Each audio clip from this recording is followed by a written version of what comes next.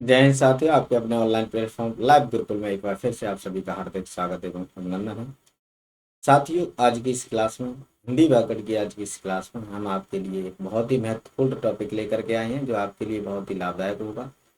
And उस topic से लगभग सभी परीक्षाओं में और ज़्यादातर प्रश्न पूछे जाते हैं, तो इसलिए आपके लिए ये बहुत ही महत्वपूर्ण होने वाला है और ये क्लास भी आपके लिए बहुत ही महत्वपूर्ण होगी। तो सभी साथी अपना कॉपी पेन ले लीजिए और उसमें साथ ही साथ आप लिखते चलिए।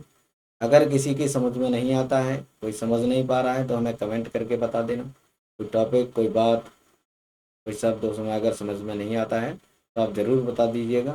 हम उसको आपको अगले वीडियो में समझाने का पूरा प्रयास करेंगे। ठीक है, तो बने रहिए हमारे साथ और लिखते चलिए। आप वीडियो के अंत तक देखना, तभी समझ में आएगा पूरा। ठीक है, तो चलिए स्टार्ट करते हैं। हमें देरी नहीं करनी है, ज़्यादा बातें नहीं करनी है, हमें केवल स्टार्ट करना है। तो हिंदी व्याकरण में आज का जो हमारा महत्वपूर्ण टॉपिक है, जो आपके लिए बहुत ही बेहतरीन, बहुत ही ज़बरदस्त होने वाला है, वो है संधि। क्या है? संधि। समझ गए होंगे क्या है संधि। साथ ही इस जो ये जो हमारा टॉपिक है संधि का, इसे हम बहुत ही आसान तरीके से, बहुत ही साधारण शब्दों में समझेंगे। बहुत ही अ, ऐसे तरीके से समझेंगे जिससे आपको समझने में कोई परेशानी न हो, यानी बहुत ही आसान तरीके से। यानी अगर संधि से कोई प्रश्न आता है, परीक्षा में आप बैठे हो, तो आपको ये नहीं लगेगा कि आपने पढ़ा नहीं है और आप इसे कर नहीं पाएंगे। यानी अगर आपने ये ईमानदारी से पूरी पढ़ ली संधि, जो मैं पढ़ा रहा हूँ, जो भी मैं आपको बता रहा हूँ, अगर ये आपने पढ़ लिया और समझ लिया, तो संधि से संबंधित तो कोई भी प्रश्न आपकी परीक्षा में आता है, आप उसे छोड़ करके नहीं आएंगे। जितने भी प्रश्न आएंगे संधि से, आप सबको करके आएंगे, ये मेरा वादा है आपसे। ठीक है, तो शुरू करते हैं। तो संधि को पढ़ने से पहले साथियों, हम सबसे पहले, ये मैं बात में पहले भी आपको बता चुका हूँ, यानी कोई भी टॉपिक, कोई भी चीज़ जब हम पढ़ते हैं, तो उसको पढ़ने से पहले हमें उसके बारे में समझ लेना चाहिए कि वो क्या है, उसका अर्थ क्या है, उसकी परिभाषा क्या है, या फिर हम उसको क्यों पढ़ रहे हैं। ठीक है, तो सबसे पहले हम जान लेते हैं कि ये जो संधि है, ये क्या है संधि, इसका अर्थ क्या है, इसकी परिभाषा क्या है, हम संधि करते हैं तो क्यों करते हैं, संधि क्या है। ठीक है, हमें क्या आवश्यकता है संधि की। तो सबसे पहले हम बात करते हैं संधि के अर्थ की। अगर हम इसके अर्थ की बात करें, तो इसका जो सामान्य अर्थ होता है, इसका जो सामान्य अर्थ होता है संधि का, वो होता है या तो मेल, या फिर योग, या फिर कहीं कहीं इस संधि के रूप में हम समझौता को भी लेते हैं। किसको लेते हैं? संधि का मतलब होता है समझौता। जब आप इतिहास पढ़ते हैं तो उसमें बहुत सी संधियां पढ़ोगे, तो वो संधियां क्या है? वो एक तरह से समझौता है। ठीक है, लेकिन संधि का मतलब एक और क्या होता है? योग होना, मेल होना, मिलना। ठीक है, योग कराना, जोड़ना, ये भी इसके अर्थ हैं। लेकिन जब हम बात करते हैं व्याकरण की, जब हम बात करते हैं किसकी? व्याकरण की। जब हम व्याकरण की बात करते हैं, तो व्याकरण में इसका जो संधि का अर्थ निकल करके आता है, वो आता है साथियों वर्ण विकार। वो होता है एक तरह का वर्ण विकार, एक तरह का वर्ण विकार। वर्ण विकार क्या है? एक तरह का वर्ण विकार। वर्ण विकार क्या है? वर्ण विकार है वर्णों का योग, वर्णों का योग, वर्णों का योग। वर्ण विकार का मतलब है वर्णों का योग। यानी जब हम वर्णों का योग करते हैं, तो उससे जो उसमें परिवर्तन होता है, वर्णों को योग करने पर जो परिवर्तन होता है, उसे हम क्या कहते हैं? वर्णों के योग के बाद जो परिवर्तन होगा, उस परिवर्तन को क्या कहेंगे हम? उस परिवर्तन को कहेंगे हम विकार। यानी वर्ण विकार क्या है? वर्णों का योग करने पर जो परिवर्तन हो रहा है, उसे हम क्या कह रहे हैं? वर्ण विकार। क्या कह रहे हैं उसे हम? वर्ण विकार। उसे हम कहते हैं वर्ण विकार। ठीक है, यानी जब हम वर्णों का योग या वर्णों का मेल करते हैं आपस में, तो उसे हम क्या कहते हैं? वर्ण विकार। या ठीक, उसे हम क्या कहेंगे? वर्ण विकार। और उसी वर्ण विकार को हम क्या कहते हैं, उसी की जो प्रोसेस होती है, यानी वर्णों के योग करने की जो प्रोसेस है, जो प्रक्रिया है, उस प्रक्रिया को हम क्या कह रहे हैं, संधि। उस प्रक्रिया को हम क्या कह रहे हैं, संधि। संधि क्या है, यानी वर्णों को योग करने की प्रक्रिया, यानी वर्णों को जोड़ना, वर्णों को जोड़ना, वर्णों का मेल करना, वर्णों का योग करना ही क्या है, एक तरह से संधि है। ठीक है, क्या है, संधि। अब ये तो हो गया इसका अर्थ। अब इसकी मतलब, यानी इसका इसे हम करते क्यों हैं, यानी संधि हम करते क्यों हैं, वर्णों का यानी वर्णों को हम जोड़ते क्यों हैं, क्या आवश्यकता है कि हम वर्णों को जोड़ रहे हैं, क्या आवश्यकता है कि हम वर्णों को जोड़ करके उसमें संधि कर रहे हैं, क्या जरूरत है हमें संधि की। तो संधि की साथियों, दोस्तों, संधि की जो हमें जरूरत है वो इसलिए है कि जब हमारे पास दो शब्द होते हैं, कितने शब्द, दो शब्द होते हैं, जब हमारे पास कोई दो शब्द आ जाएं और उन दो शब्दों को हम अलग अलग न बोलें, हमें दोनों शब्दों को एक शब्द बनाना हो, दोनों शब्दों का क्या करना हो, एक शब्द बनाना हो, एक शब्द बनाना हो, यानी दो शब्दों से हमें एक शब्द बनाना है। किसके लिए, किसके लिए, उच्चारण में आसानी के लिए, उच्चारण में आसानी के लिए, यानी हम उच्चारण करें और उच्चारण में आसानी हो, हमें अच्छा लगे, तो उसके लिए हम क्या करते हैं, दो शब्दों का एक शब्द बनाते हैं। अब दो शब्दों से एक शब्द बनाना है, इसलिए हमें संधि करनी है, यानी दो शब्दों को जब जोड़ना पड़ेगा, तो जोड़ना पड़ेगा तभी तो एक नया शब्द बनेगा। तो दो शब्दों को जोड़ रहे हैं, तो उसको जोड़ना को ये क्या कह रहे हैं, संधि। लेकिन यह ध्यान रखना, ये जो दो शब्द हैं यहाँ जब हम संधि करते हैं तो ये दो शब्द जुड़ते नहीं है आपस में, दो शब्द नहीं जुड़ते हैं। इन दो शब्दों में से एक पहला शब्द होता है और एक दूसरा शब्द होता है। इस पहले शब्द के हम अंतिम वर्ण को लेते हैं, पहले शब्द का अंतिम वर्ण लिया जाता है, और जो दूसरा शब्द होता है उसका पहला वर्ण लिया जाता है, पहला वर्ण, उसका कौन सा वर्ण लेंगे, पहला। यानी पहले शब्द का अंतिम वर्ण लेंगे और दूसरे शब्द का पहला वर्ण लेंगे। इन दोनों वर्णों को मिलाकर, इन दोनों वर्णों को मिलाना ही क्या कहलाता है, संधि कहलाता है। ठीक है, इन दोनों वर्णों को मिलाना ही, इन दोनों वर्णों को जोड़ना, इन दोनों वर्णों को जोड़ना, इन दोनों वर्णों को जोड़ना ही क्या है, संधि है।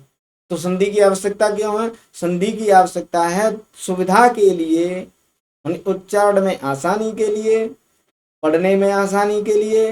हम जब दो शब्दों को हमें दो शब्दों को एक शब्द करना होता है, तब हमें संधि की आवश्यकता पड़ती है, तब हमें संधि की जरूरत पड़ती है कि हमें दो शब्दों को एक शब्द करो। ठीक है, अब दो शब्दों को एक शब्द करते कैसे हैं, तो उसमें जो पहला और दूसरा दो शब्द होंगे, तो उसमें पहले शब्द का हम लेंगे अंतिम वर्ण, पहले शब्द का कौन सा लेंगे, अंतिम वर्ण लेंगे, और दूसरे शब्द का पहला वर्ण लेंगे। इन दोनों वर्णों को जोड़ देंगे, क्या करेंगे, जोड़ देंगे, और जोड़ने को ही क्या कहेंगे, संधि। और जोड़ने से हमारे पास एक नया शब्द बन करके तैयार हो जाएगा, एक नया शब्द बन करके हमारे पास तैयार हो जाएगा। बात समझ में आ गई। यानी संधि का अर्थ क्या है, यानी संधि का जो सामान्य अर्थ होता है वो होता है मेल, योग या कहीं कहीं समझौता। लेकिन जब हम व्याकरण पढ़ते हैं तो उसमें हम पढ़ते हैं इसको वर्ण विकार के रूप में। और वर्ण विकार का मतलब क्या होता है, वर्ण विकार का मतलब होता है वर्णों का एक प्रकार से योग, वर्णों का योग। यानी जब हम, अब योग होता कैसे है, यानी ये जो योग होता है, इस योग से जो परिवर्तन होता है उसे हम क्या कह रहे हैं, वर्ण विकार। अब इस प्रक्रिया को क्या कह रहे हैं, संधि। क्या कह रहे हैं, संधि। ठीक है, और संधि की आवश्यकता क्यों है, दो शब्दों को हमें एक साथ लाने के लिए, दो शब्दों को जोड़ने के लिए, दो शब्दों को मिलाने के लिए हमें क्या, किसकी आवश्यकता है, संधि की। हमें क्या करना है, हमें संधि करनी है। ठीक है, तो ये चीज समझ में आ गई कि इसका अर्थ क्या है, इसकी हमें जरूरत क्यों है, इसकी हमें जरूरत क्यों है, हम संधि क्यों कर रहे हैं। संधि इसलिए कर रहे हैं ताकि हमें दो शब्दों को जोड़ करके एक शब्द बन जाए और हमें उसको पढ़ने में आसानी हो, उच्चारण करने में आसानी हो। कैसे करते हैं, जब हम दो शब्दों को लेकर के आते हैं पास पास, तो उसमें पहले शब्द का जो है अंतिम अक्षर लिया जाता है, अंतिम वर्ड लिया जाता है, और जो अंतिम वर्ड अंतिम शब्द होता है, दूसरा शब्द उसका उसका पहला वर्ड लिया जाता है। इन दोनों वर्डों को जब मिलाया जाता है, जोड़ा जाता है, तो उसी को हम क्या कहते हैं? संधि कहते हैं। उसी को हम क्या कह रहे हैं? संधि कह रहे हैं। तो ये चीज समझ में आ गई। इतनी चीज समझ में आ गई हो तो आप ये जो है नोट कर लो, उसके बाद में मैं आपको इसकी परिभाषा बताता हूँ। नोट कर लो, चलो आप।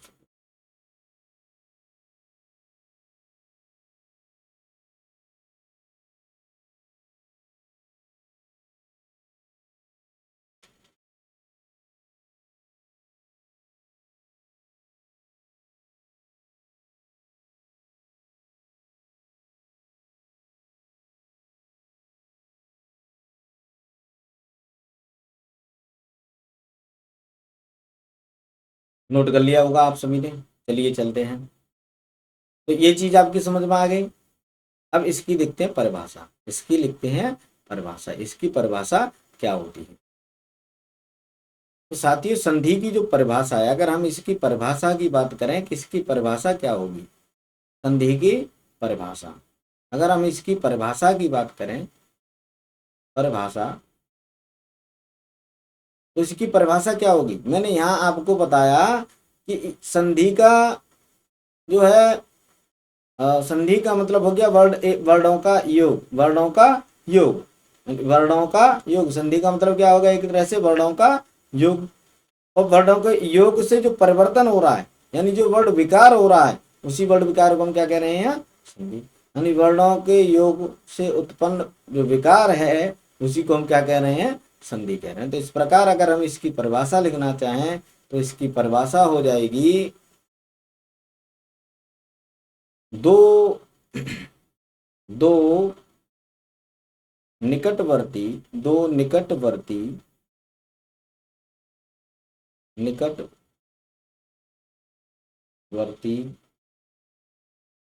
वर्णों को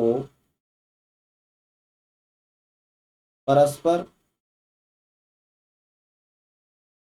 जोड़ने परस्पर जोड़ने पर या जोड़ने से दो निकटवर्ती वर्णों के परस्पर जोड़ने से जो विकार उत्पन्न होता है, उसे हम क्या कहते हैं? संधि कहते हैं। यानी दो निकटवर्ती वर्णों को परस्पर जोड़ने से जो विकार उत्पन्न होता है, उत्पन्न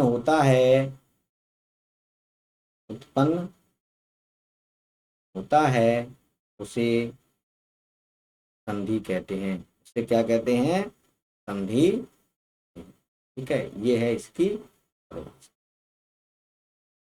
इसे आप नोट कर लो। दो निकटवर्ती वर्णों को परस्पर जोड़ने से जो विकार उत्पन्न होता है, उसे हम क्या कह रहे हैं? हम क्या कहते हैं? नोट कर लो सभी लोग। अब ये तो होगी साथियों इसकी परिभाषा। ठीक है, नोट कर लिया होगा, हो जाएगा, कर लो। ये तो इसकी परिभाषा होगी। अब यहाँ एक शब्द और आता है। यहाँ एक शब्द और आता है, और वो शब्द होता है संधि विच्छेद। क्या क्या है? संधि। ये वो तो होगी संधि, यहाँ हो रहा है, यहाँ शब्द लिख रहा हूं संधि विच्छेद। एक तो हो गया संधि और एक हो गया विच्छेद। अब यहाँ संधि का मतलब तो तुम्हें पता है कि जोड़ना। जब हम दो शब्दों को जोड़ रहे हैं तो वो क्या है? संधि है। लेकिन विच्छेद का मतलब क्या होता है? तो सबसे पहले हम देखते हैं विच्छेद के अर्थ को। तो विच्छेद का जो अर्थ होता है वो होता है साथियों तोड़ना। विच्छेद का मतलब क्या है? तोड़ना या अलग करना, या अलग करना। तोड़ना या अलग करना। ठीक है, यानी संधि का अर्थ तो है जोड़ना, लेकिन विच्छेद का अर्थ क्या है? तोड़ना या अलग करना। तो यहाँ संधि विच्छेद का मतलब क्या हो जाएगा? नहीं, पहले तो हमने संधि करी। पहले तो हमने क्या करा? पहले हमने संधि करी, उसके बाद में हमने उसको तोड़ दिया, अलग अलग कर दिया शब्दों को। तो वो क्या हो गया? संधि विच्छेद। क्या हो गया? संधि विच्छेद। तो यहाँ इसकी जो परिभाषा होगी वो हो जाएगी कि संधि से बने, संधि से बने शब्द को तोड़ना या अलग करना, अलग कर, यहां लिख लो तोड़ना नहीं, तोड़कर, तोड़कर या अलग कर पुनः पहली वाली पहली वाली स्थिति में लाना, पहली वाली स्थिति में लाना, पहली वाली स्थिति में लाना, लाना संधि विच्छेद, संधि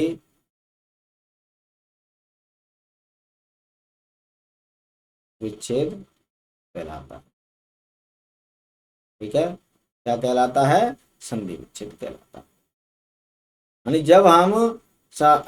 जब हम संधि से बने शब्द को तोड़ देते हैं, उन्हें जब हम अलग अलग कर देते हैं, तो उसको तोड़ना या अलग करना ही क्या कहलाता है साथियों? संधि विच्छेद कहलाता है।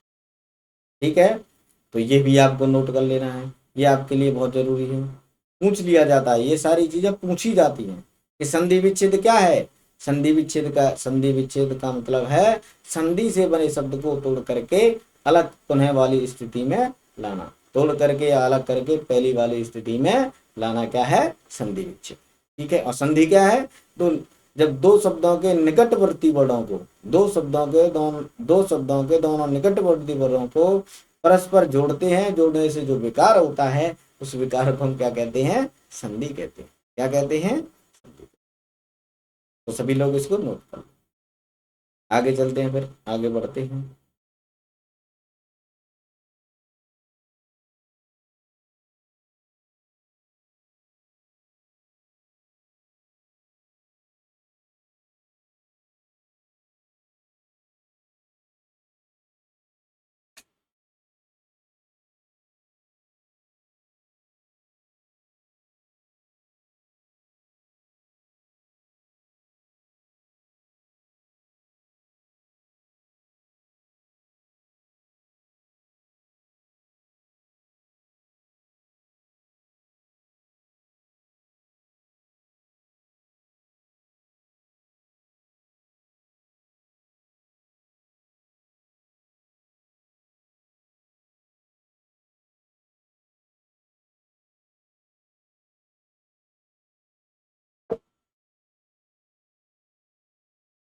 नोट कर लिया होगा। चलिए आगे चलते हैं, देखते हैं। तो यहाँ हमने इस अब तक संधि के अर्थ, संधि की परिभाषा, संधि विच्छेद क्या है, ये सारी चीजें हमने जान ली हैं। तो हम मुझे लगता है कि आपको संधि के बारे में कोई चीज ऐसी नहीं होगी जो समझ में नहीं आई है। संधि क्या है, संधि का अर्थ क्या है, संधि की परिभाषा क्या है, संधि विच्छेद क्या है, हमें संधि की आवश्यकता क्यों है, और संधि कैसे करते हैं, ये सारे प्रश्न, ये सारे डाउट आपके क्लियर हो गए। तो अब चलते हैं साथियों आगे और देखते हैं हम संधि के प्रकार के बारे में, संधि के भेद के बारे में। तो हमारे पास जो संधि है, जब हम संधि करते हैं तो संधि के हमारे पास भेद होते हैं तीन। संधि के जो भेद हैं वो कितने होते हैं? हमारे पास तीन होते हैं। एक होता है साथियों स्वर संधि, ठीक है, एक होता है व्यंजन संधि, और एक होता है विसर्ग संधि। एक स्वर संधि है, एक व्यंजन संधि है, और एक है हमारे पास विसर्ग संधि। यानी संधि के भेद पूछ लिया जाए तो कितने होते हैं हमारे पास? तीन भेद होते हैं। कौन कौन से होते हैं? स्वर संधि, व्यंजन संधि और विसर्ग संधि। स्वर संधि का मतलब क्या है? स्वर संधि का मतलब होता है स्वर वर्णों का मेल, स्वर वर्णों का मेल। ठीक है, स्वर वर्णों का मेल क्या है? स्वर संधि है। व्यंजन संधि में क्या है? व्यंजनों का मेल होगा, व्यंजन वर्णों का मेल होगा, व्यंजन वर्णों का मेल होगा। और विसर्ग संधि में क्या होगा? विसर्ग का मेल होगा। किसका मेल होगा? विसर्ग का। इसका मेल होगा साथियों विसर्ग का मेल होगा। विसर्ग संधि में विसर्ग का मेल होगा, विसर्ग का मेल, और व्यंजन संधि में व्यंजन वर्णों का मेल होगा। ठीक है, तो अब आइए हमें इन सबको एक एक करके पढ़ना है, समझना है। ठीक है, बहुत ही आसान तरीके से समझा रहा हूं और आगे भी समझेंगे। ठीक है, यानी आपको जब ये जो पढ़ाई जा रही है संधियां, तो इनमें आपसे पहले ही मैंने कह दिया, वादा कर दिया है कि अगर आपने ये सारी की सारी संधियां पढ़ ली, जो मैं पढ़ा रहा हूँ, जिस तरीके से मैं पढ़ा रहा हूँ, आपने पढ़ लिया, समझ लिया और लिख लिया, तो परीक्षा में इससे कोई भी प्रश्न ऐसा नहीं होगा जो आपसे नहीं आए। ठीक है, आप सभी प्रश्न करके आओगे, ये मेरा वादा। ठीक है ना, तो फिर परीक्षा देने के बाद मिल लेना एक बार, अगर जैसे मैं पढ़ा रहा हूँ वैसे ही आपने पढ़ लिया है तो चलो देखते हैं। सबसे पहले हम पढ़ते हैं स्वर संधि। सबसे पहले हम क्या पढ़ते हैं? स्वर संधि। सबसे पहले हमें क्या देखना है? स्वर संधि। स्वर संधि क्या है? तो मैंने पहले ही बता दिया है कि स्वर संधि का मतलब है दो स्वर वर्णों का मेल। स्वर संधि क्या है? दो स्वर वर्णों का मेल है। संधि, स्वर संधि में हम दो स्वर वर्णों का क्या करते हैं? मेल करते हैं। दो स्वर वर्णों का मेल करते हैं। ठीक है, तो यहां लिख लेना। स्वर संधि क्या है? स्वर संधि है दो स्वर वर्णों का मेल।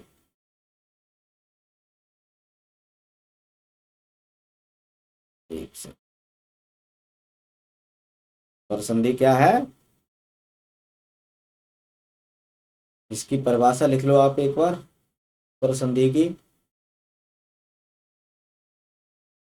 स्वर संधि की जो परिभाषा है वो लिख लो आप एक बार। वैसे तो समझ में आ ही गया होगा। स्वर का मतलब है स्वर, यानी ऐसी संधि जिसमें स्वरों का मेल हो उसे हम क्या कहेंगे? स्वर संधि। ठीक है, तो इसकी परिभाषा हो जाएगी दो स्वर वर्णों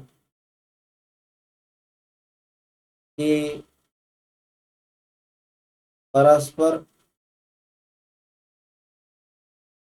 मेल से जो विकार उत्पन्न हो उत्पन्न हो उसे स्वर संधि कहते हैं। उसे स्वर संधि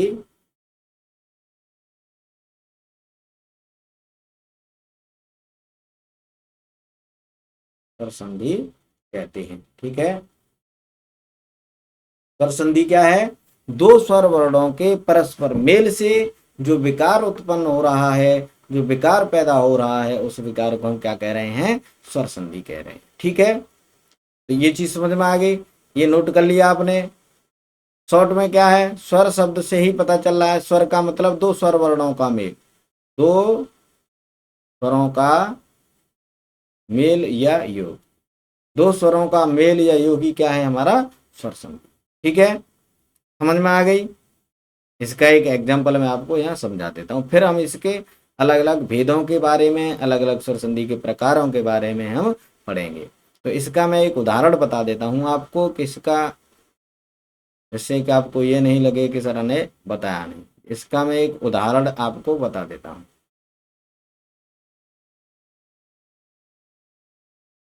उदाहरण क्या है? जैसे एक शब्द, जाना माना शब्द में ले रहा हूं, विद्या प्लस आलय। तो इसमें देखो, इस वाले पहले वर्ड में आ है, आ की मात्रा है, अंतिम वर्ड क्या हो गया? आ हो गया। पर इसमें भी अंतिम वर्ड क्या हो गया? आ हो गया। ये दोनों क्या हैं आपस में? दोनों स्वर हैं। दोनों क्या हैं? स्वर हैं। जब ये दोनों मिल जाते हैं तो इनसे मिल करके क्या बन जाता है? बड़ा आ। तो ये भी क्या है? स्वर है। यानी दो स्वर वर्ण मिल करके एक नया दूसरा स्वर बना रहे हैं, तो उसी को हम क्या कह रहे हैं? स्वर संधि कह रहे हैं। क्या कहते हैं? स्वर संधि। यानी विद्या प्लस आलय को बना करके बन जाता है साथियों विद्यालय। क्या बन जाता है? विद्यालय। विद्यालय। ठीक है, ये चीज समझ में आ गई आपके? यानी इसका उदाहरण क्या हो गया? विद्या प्लस आलय। विद्या में आ और आलय में भी आ। विद्या का अंतिम वर्ण क्या है? विद्या का अंतिम वर्ण क्या है? अंतिम वर्ण आ है। ये क्या है? स्वर है। आलय का प्रथम वर्ण क्या है? आ है। और ये भी स्वर है। जब दोनों स्वर मिल रहे हैं तो भी क्या बना है? स्वर बना है। तो इस प्रकार से ये कौन सी संधि हो गई? स्वर संधि हो गई। ठीक है, अब देखते हैं हम आगे। ये तो स्वर संधि की परिभाषा हो गई और एक यहाँ हमने उसका उदाहरण भी देख लिया। अब देखते हैं हमारे पास स्वर संधि के भेद। स्वर संधि के भेद, स्वर संधि के भेद कितने होते हैं? तो स्वर संधि के भेद होते हैं हमारे पास साथियों 5। कितने होते हैं? 5। स्वर संधि के जो भेद हैं वो हैं भेद कितने? 5। 5 भेद हैं हमारे पास स्वर संधि। कौन कौन से हैं स्वर संधि के भेद? एक है हमारा दीर्घ संधि। एक कौन सा है? एक है दीर्घ संधि, एक है गुण संधि, एक है वृद्धि संधि, एक है यण संधि और एक है अयादि संधि। यानी हमारे पास कुल 5 स्वर संधियां हैं। स्वर संधियां कितनी हैं हमारे पास? केवल 5। कौन कौन सी? दीर्घ संधि, दीर्घ संधि, गुण संधि, वृद्धि संधि, यण संधि और अयाद संधि। ठीक है, ये चीज समझ में आ गई आपके? यहां तक किसी को कोई कंफ्यूजन, कोई डाउट हो? मुझे लगता है नहीं होगा। चलिए हम इनको एक एक करके पढ़ लेते हैं। सबसे पहले देखते हैं हम दीर्घ संधि। सबसे पहले हम क्या देखते हैं? दीर्घ संधि। दीर्घ संधि, अब दीर्घ संधि का मतलब क्या है यार? एक देखो, मैं ट्रिक से भी पढ़ाऊंगा आपको और उसको डिटेल में भी बताऊंगा। अब यहाँ एक शब्द आ रहा है दीर्घ। दीर्घ संधि का मतलब यहाँ आ रहा है एक शब्द दीर्घ। अब दीर्घ का मतलब क्या है यहाँ समझ लेना। दीर्घ शब्द से ही यहाँ आपको समझ जाना चाहिए। ये जो दीर्घ शब्द है इसका मतलब हो गया यहाँ पर, जब हम बने वर्ड पढ़े थे, वर्णमाला में जब हम वर्ड पढ़ रहे थे तो हम मैंने आपको बताए थे दीर्घ स्वर। क्या बताए थे आपको? दीर्घ स्वर। क्या बताए थे? दीर्घ स्वर। यहाँ मैं दूसरा पेन ले लेता हूँ। यानी दीर्घ, जब मैं आपको दीर्घ संधि पढ़ा रहा था तो मैंने वहां पर आपको बताया था दीर्घ स्वर। क्या पढ़ाया था? दीर्घ स्वर। ठीक है, और दीर्घ स्वर कौन से वाले? दीर्घ स्वर भी 2 तरह के थे वहां, एक संयुक्त थे और एक मूल थे। तो यहां हम बात करेंगे मूल दीर्घ स्वर की। किसकी? मूल दीर्घ स्वर की। यहां हम बात करेंगे मूल दीर्घ स्वर की। मूल दीर्घ स्वर हमारे पास कितने थे? केवल 3 थे। कितने थे? 3 थे। एक बड़ा आ, एक बड़ी ई और एक बड़ा ऊ।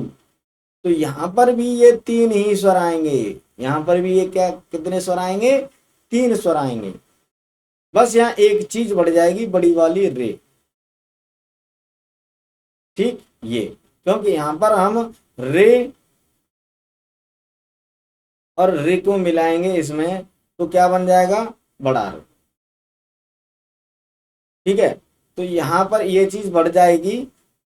लेकिन ज्यादातर जो हम दीर्घ संधि पढ़ेंगे, दीर्घ संधि जो भी आएंगी ज्यादातर, उन सब में, उन सब दीर्घ संधियों में ये आएंगी बड़ा आ, बड़ी ई और बड़ा ऊ। तो ध्यान रखना, जो भी शब्द बन रहे होंगे संधि में और उनमें बीच में आ ई ऊ आ रहा हो, आ ई ऊ आ रहा हो और वहां से वो अलग हो सकता है, वहां से वो शब्द अलग हो सकता है, तो वहां पर उस शब्द में कौन सी संधि हो जाएगी? दीर्घ संधि। लेकिन वर्ण कौन से होने चाहिए? बड़ा आ, बड़ी ई और बड़ा ऊ। अब ये बनते कैसे हैं ये मैंने तुम्हें वहां बता दिया था। यानी जो मूल दीर्घ स्वर है वो मूल लघु स्वर से मिलकर के बने होते हैं। जो मूल स्वर होते हैं हमारे, उन मूल स्वरों से मिलकर के बनते मूल दीर्घ स्वर। लेकिन मूल स्वर जो होते हैं वो एक जैसे मूल स्वर से, यानी एक ही प्रकार के मूल स्वर से जो स्वर बनते हैं उन्हें हम क्या कहते हैं? मूल दीर्घ स्वर। ठीक है, मूल दीर्घ स्वर मैंने जब बताए थे वहां बताया था कि मूल दीर्घ स्वर बनते हैं एक ही प्रकार के, एक ही प्रकार के मूल स्वरों से। ठीक है, मूल स्वरों से, एक ही प्रकार के मूल स्वर, एक ही प्रकार के मूल स्वर जुड़ते थे। वहां भी संधि हो रही थी। देख, ध्यान रखना, वहां भी क्या हो रही थी? संधि हो रही थी। दोनों वर्णों में संधि हो रही थी। यानी हम अ और अ को जोड़ रहे थे और अ और अ को जोड़ करके हमने क्या कर दिया था? बड़ा आ कर दिया था। यानी इसको एक मान लें, इसको एक मान लें, दोनों को मिला करके 2 कर दिया था। ठीक है, यानी इसकी एक मात्रा, इसकी एक मात्रा, इसकी दो मात्रा, यानी इसके बोलने में कम समय लग रहा है, इसके में कम लग रहा है, लेकिन इन दोनों को जब इकट्ठा करके बोलेंगे तो डबल समय लगेगा, तो डबल हो गया। समझ में आ गया? तो ध्यान रखना, दीर्घ नाम से ही समझ में आ रहा है कि दीर्घ स्वर आएंगे, इसमें क्या आएंगे, दीर्घ स्वर आएंगे, और कैसे आएंगे ये समझ लो अब इसका। ठीक है, तो इसको मैं रफ कर देता हूँ, नोट कर लिया होगा, नहीं तो कर लेना, कर लो एक सेकंड, तो चाहो तो कर लो नोट।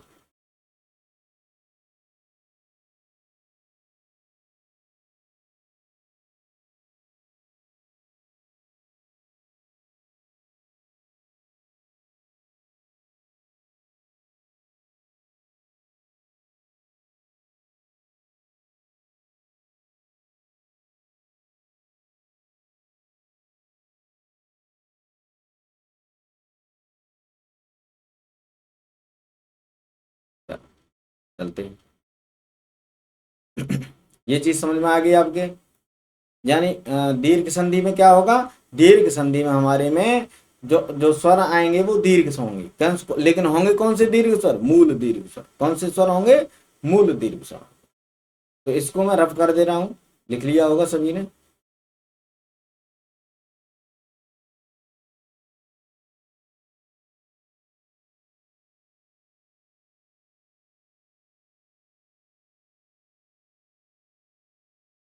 दीर्घ संधि में होता क्या है ये देखिए, दीर्घ संधि में क्या होगा, यानी दो शब्द होंगे, एक पहला शब्द, एक होगा पहला शब्द,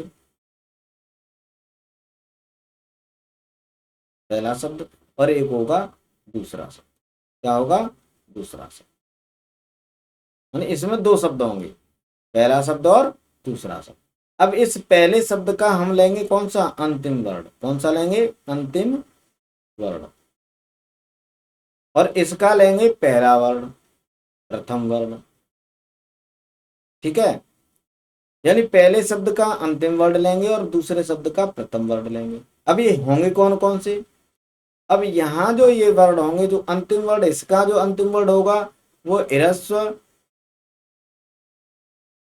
या दीर्घ होगा। ठीक है, या तो ह्रस्व होगा या दीर्घ होगा। इसके अलावा ये जो होगा, ये भी कौन सा होगा, या तो ह्रस्व होगा या फिर दीर्घ होगा, या तो ह्रस्व होगा या दीर्घ होगा। यानी दोनों दोनों में, चाहे तो पहला शब्द हो चाहे दूसरा शब्द हो, दोनों में से पहले का अंतिम वर्ण और दूसरे का पहला वर्ण या तो ह्रस्व होगा या दीर्घ होगा, या ह्रस्व होगा या दीर्घ होगा। ठीक है, लेकिन ये कौन से होंगे, मूल होंगे। कौन से होंगे, मूल स्वर होंगे, ये मूल स्वर होंगे। मूल स्वर का मतलब अ, ई, उ, या फिर आ, ई या उ। समझ में आया, अ ए उ या आ ई उ। और यही सेम टू सेम, यही पूरे के पूरे इधर होंगे, सेम समय, जो इधर हैं वही इधर होंगे। इनसे जो बनेगा वो क्या बनेगा, दीर्घ, मूल दीर्घ स्वर। क्या बनेगा, मूल दीर्घ स्वर। इन दोनों, इन सबके जोड़ने से क्या बनेगा, मूल दीर्घ स्वर। मूल दीर्घ स्वर बनेगा। अब ये जो मूल दीर्घ स्वर बनना है, यहीं पर क्या हो रही है, हमारी दीर्घ संधि हो रही है। क्या हो रही है, दीर्घ संधि। ठीक है, तो इसको नोट कर लीजिए, इसको नोट कर लीजिए, फिर मैं आपको एक एक करके सबको समझाता हूं।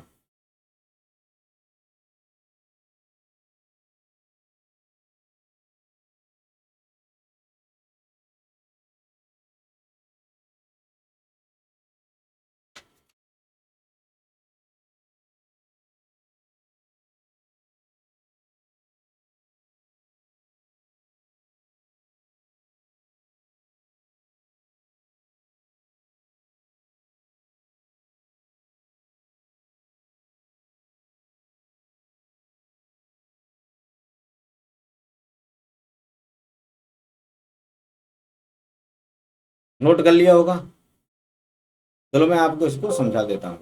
ठीक है, समझ लीजिए, इसको मैं रफ कर दे रहा हूं। ये तो समझ में आ गया ना, पहला शब्द का अंतिम वर्ड दूसरे का पहला वर्ड दोनों कौन से होंगे, ह्रस्व या दीर्घ, या ह्रस्व या दीर्घ दोनों एक ही तरह के होंगे। ठीक है, अब यहाँ इनमें से कैसे मामला क्या बनता है ये समझ लो पहले आप। ठीक है, तो इसको मैं एक बार रफ कर देता हूँ, फिर आगे चलते हैं। क्या होता है इसमें देखो, जैसे मैंने मान ली पहले पहला शब्द है कोई, तो उसमें पहले शब्द में फर्स्ट शब्द में ये सेकंड शब्द है। ठीक है, दोनों को हमें जोड़ना है और हमें एक नया शब्द बनाना है। क्या बनाना है, नया शब्द हमें एक बनाना है। तो उसके लिए इसका तो पहला वर्ड लेंगे और इसका अंतिम वर्ड लेंगे। तो पहला वर्ड मान लो इसका है अ, तो या तो अ हो या फिर आ हो, और यहाँ इधर भी या तो अ हो या फिर आ हो, यानी इन दोनों में से कोई भी किसी के साथ आ सकता है।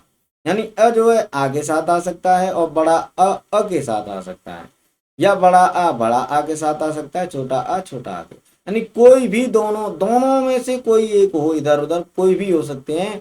तो उनसे जो नया शब्द बनेगा उसमें केवल और केवल क्या बनेगा, बड़ा आ बनेगा।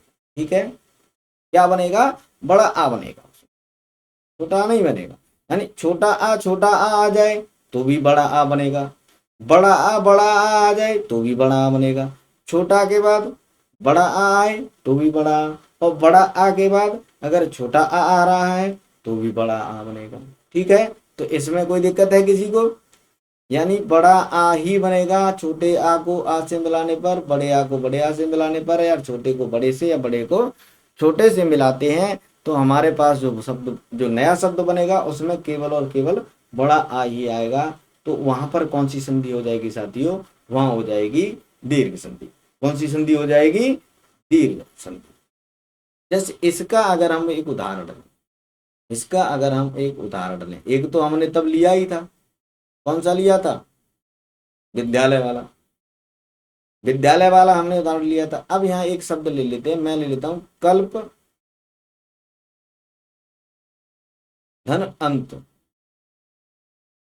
ये मैंने शब्द ले लिया, कल्प और अंत। अब इसमें देखो स्वर किसका निकल रहा है, अंत में कल्प, प प, तो इसका जो अंतिम वर्ड क्या हो रहा है, अ हो रहा है। इसका पहला वर्ड क्या है, अ है। अब इन दोनों वर्णों को जोड़ने पर कौन सा वर्ड बनेगा, बड़ा आ बनेगा। तो यहाँ अ की मात्रा है, तो यहाँ जब हम इसको जोड़ देंगे तो इसमें किसकी मात्रा हो जाएगी, ये हट जाएगा, क्योंकि ये अ और इसका अ दोनों मिल गए तो क्या हो गया, बड़ा आ। बड़ा आ का इसमें मात्रा जुड़ जाएगा, तो इसे हम क्या कहेंगे, कल्पांत। क्या कहेंगे, कल्पांत। कल्प धन अंत बराबर हो जाएगा कल्पांत। तो ये चीज आपकी समझ में आई, यानी पहले शब्द का अंतिम वर्ड ले लिया, दूसरे शब्द का पहला वर्ड ले लिया, तो ये क्या हो गया, दोनों मिलकर के एक हो गए और दीर्घ स्वर बना दिया। इस दीर्घ स्वर को हम जब हमने इसमें जोड़ा तो ये हो गया कल्पांत। क्या हो गया, कल्पांत। यहां तक किसी को कोई समस्या हो तो बताओ।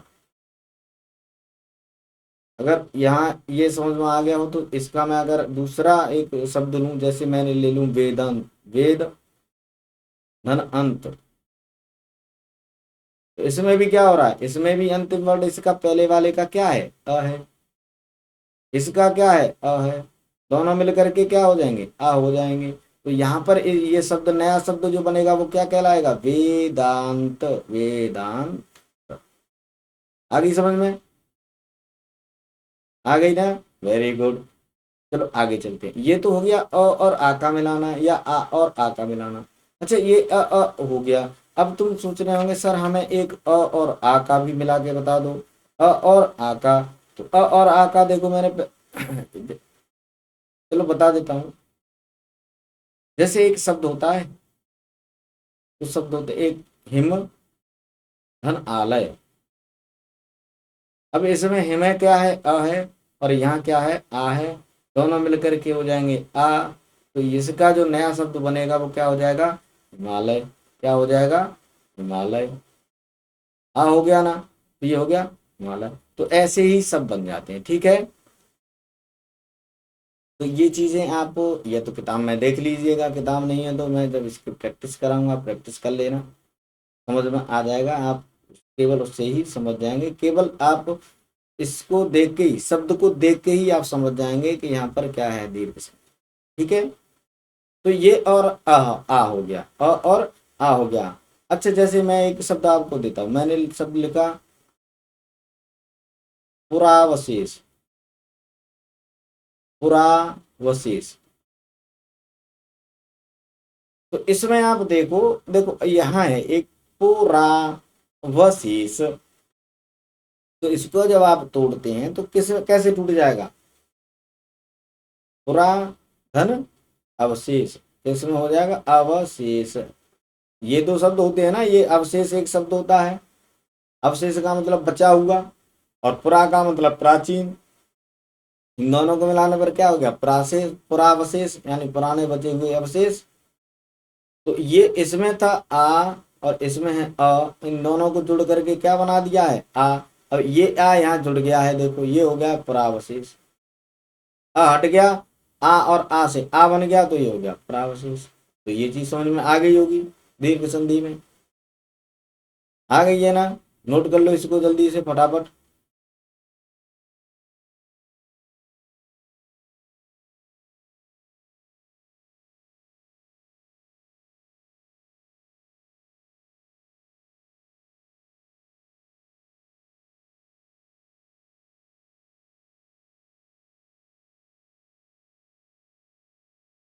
कर लिया सबने नोट? चलिए आगे चलते हैं।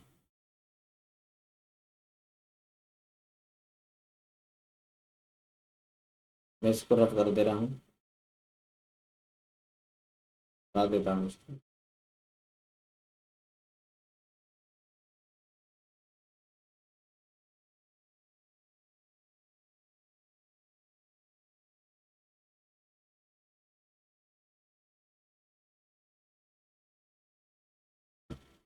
तो ये तो और आ था, अगर यहाँ पहले शब्द हो, ये दूसरा है, दूसरा शब्द है, और एक नया बनेगा, तीसरा नया शब्द बनेगा, नया शब्द बनेगा, और इसमें भी अब फिर आती है ए, या तो ए हो या बड़ी ई हो।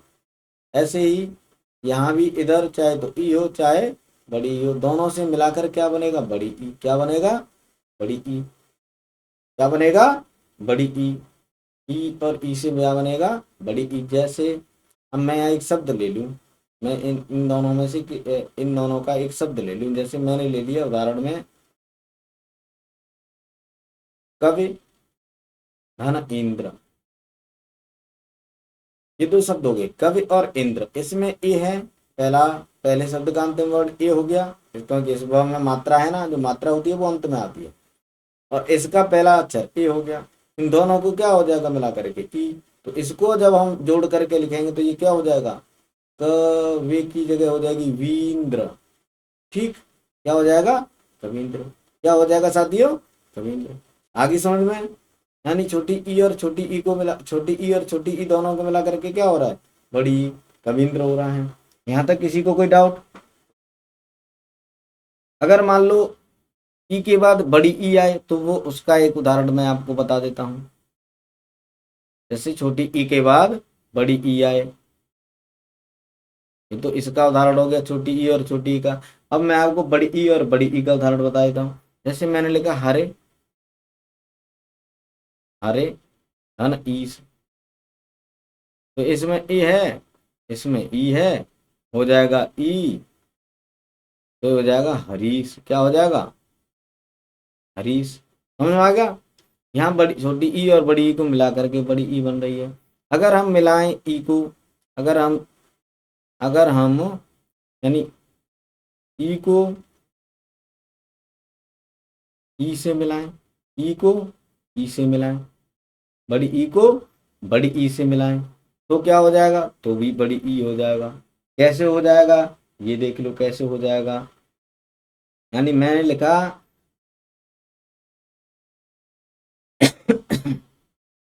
रजनी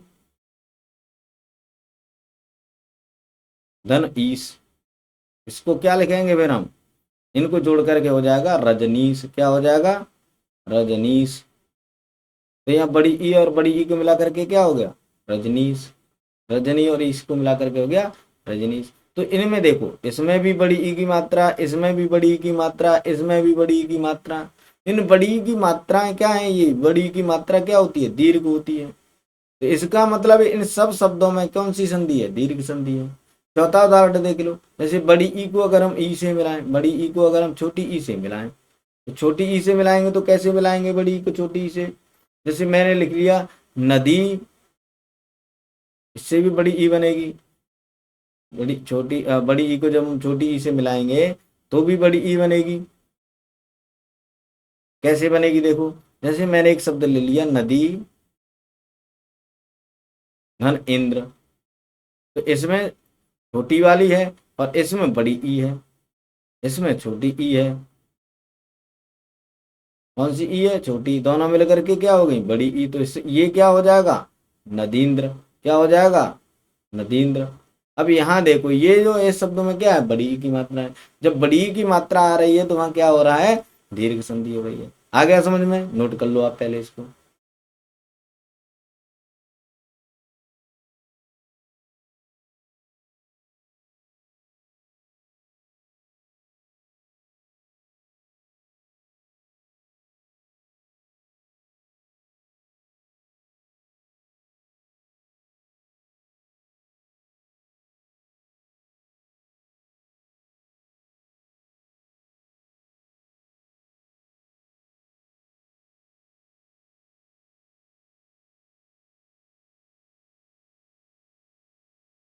चलो नोट कर लिया होगा, आप सभी ने नोट कर लिया है ना।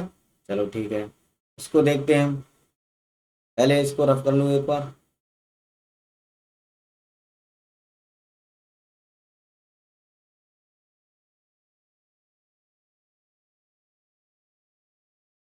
इसको नोट कर लिया ना।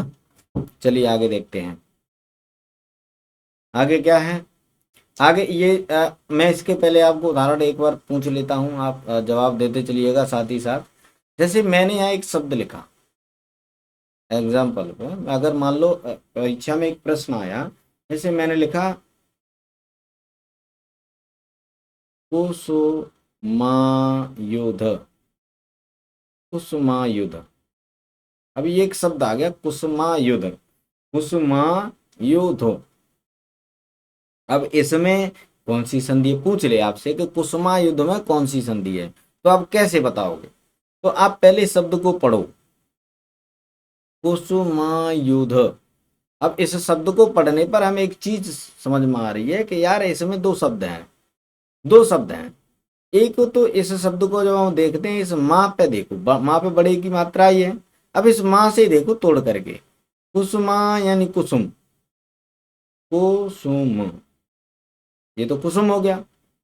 अब यहाँ ये आ की मात्रा लगी है, ये युद्ध अयुद्ध तो कोई होता नहीं, एक शब्द आता है आयुध, आयुध, आयुध शब्द होता है। तो यहां देख लो, ये कुसुम और आयुध, इसमें अ और इसमें आ, इन दोनों को मिलाकर के क्या बनना है, यहाँ इन दोनों को मिलाकर बनना है आ। तो तभी तो यहाँ आ की मात्रा लगी है। तो कुसुम धन आयुध को मिलाकर के बना था कुसुमायुध। तो यहाँ जो बड़े ए की मात्रा आ गई, तो इसका मतलब ये दीर्घ स्वर है। और दीर्घ स्वर है तो यहाँ कौन सी संधि हो जाएगी, दीर्घ संधि हो जाएगी। लेकिन ये जो दीर्घ स्वर है कौन सा है, मूल दीर्घ स्वर है, ये मूल दीर्घ स्वर है। क्योंकि दीर्घ स्वर में तो बड़ा ओ भी आता है, लेकिन बड़ा ओ जो है दीर्घ संधि में नहीं आता। बड़ी ए भी आती है, ये भी दीर्घ संधि में नहीं है। छोटा ओ भी दीर्घ स्वर में आता है, लेकिन ये भी दीर्घ संधि में नहीं है। लेकिन अलग अलग कैटेगरी है। लेकिन जो मूल दीर्घ स्वर हैं वो यही होते हैं जो मैंने बताए थे आपको, कि मूल स्वर एक बड़ा आ, एक बड़ी ई, एक बड़ा ऊ, ये तीन स्वर ही हैं जो कि हमारे पास मूल दीर्घ स्वर है। ठीक है, तो इन मूल दीर्घ स्वरों से ही हमारी क्या बन रही है, इन मूल दीर्घ स्वरों से ही हमारी दीर्घ संधि बनती है। ठीक है, तो ई हो गया, अ हो गया। अब यहाँ ऊ से समझ लेते हैं, ऊ के एग्जाम्पल कुछ समझ लेते हैं। ठीक है, नोट कर लेना इसको।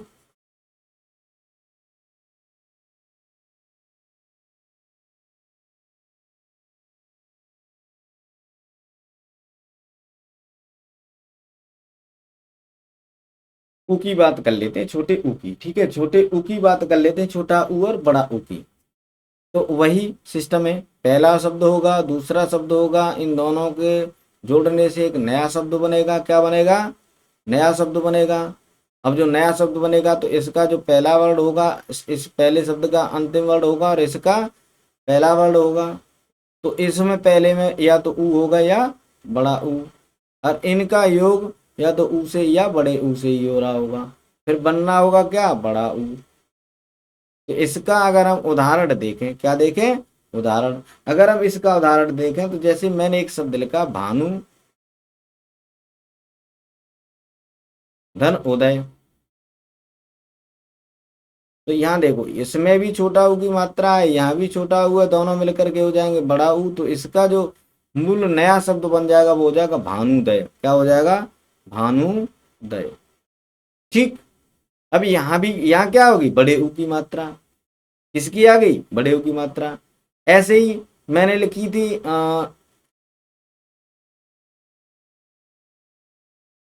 परमात्मा, परमात्मा, तो इसमें भी क्या था? इसमें बड़ा आ की मात्रा है परमात्मा में। भानुदय में बड़े ऊ की मात्रा है, भानुदय में बड़े ऊ की मात्रा है। लेकिन अगर मैंने वहां पर बोला था, जैसे मैंने लिखा था अभीष्ट, एक शब्द होता है अभीष्ट, अभीष्ट। अब इसमें बड़ी ई की मात्रा है, इसमें किसकी मात्रा है? बड़ी ई की मात्रा है। तो बड़ी ई की मात्रा हो बीच में जुड़ते समय, या बड़ा आ की मात्रा हो या बड़े ऊ की मात्रा हो, तो वहां पर दीर्घ संधि ही होगी। कौन सी संधि होगी? दीर्घ संधि। तो यहाँ इतना समझ में आ गया आपको। एक तो ये समझ में आ गया होगा कि ये जो है ऊ को ऊ से मिलाने पर बड़ा ऊ बनता है। अगर मान लो ऊ के बाद बड़ा ऊ आ जाए, छोटे ऊ के बाद बड़ा ऊ आ जाए, तो कैसे होगा? तो ऐसे होगा, जैसे मैंने एक शब्द लिखा लघु धन ऊर्जा, ऊर्जा। तो इसमें छोटा ऊ हो गया, इसमें बड़ा ऊ हो गया, दोनों को मिलाने पर क्या हो जाएगा? बड़ा ऊ। क्या हो जाएगा? बड़ा ऊ। बड़ा ऊ हो जाएगा तो क्या बन जाएगा? यहाँ पर बड़ा ऊ हो जाएगा तो क्या बन जाएगा? तो ये हो जाएगा लघु ऊर्जा, लघु ऊर्जा।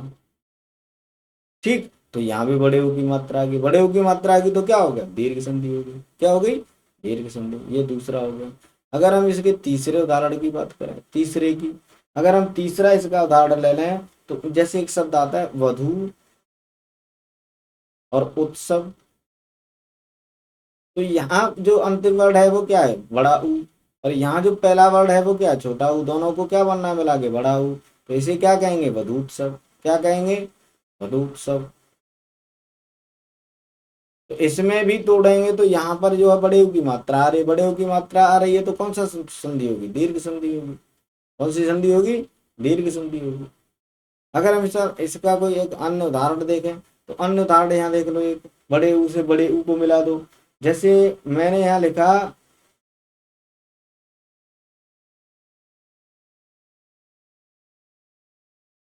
वधु धन ऊर्मी, वधु धन ऊर्मी। तो इसका क्या हो जाएगा? इसमें बड़ा ऊ हो गया, यहाँ भी बड़ा ऊ है, और अंत में भी बड़ा ऊ ही होगा, तो इसको क्या हो जाएगा? वधूर में, वधूर में। ठीक। मधुर में हो गया। तो यहाँ भी बड़े ऊ की मात्रा होगी। जब बड़े ऊ की मात्रा होगी तो कौन सी संधि होगी? दीर्घ संधि होगी।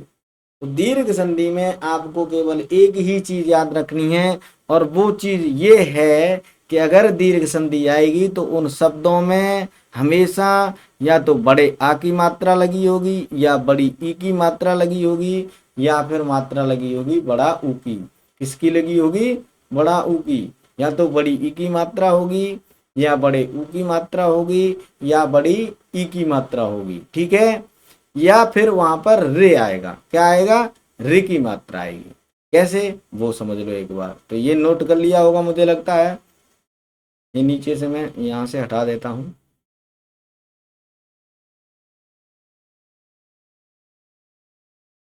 एक रे वाला उदाहरण और समझ लो।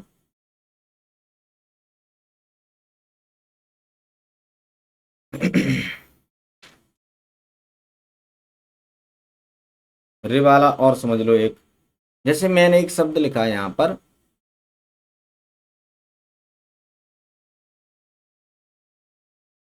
जैसे मात्र धन ऋण,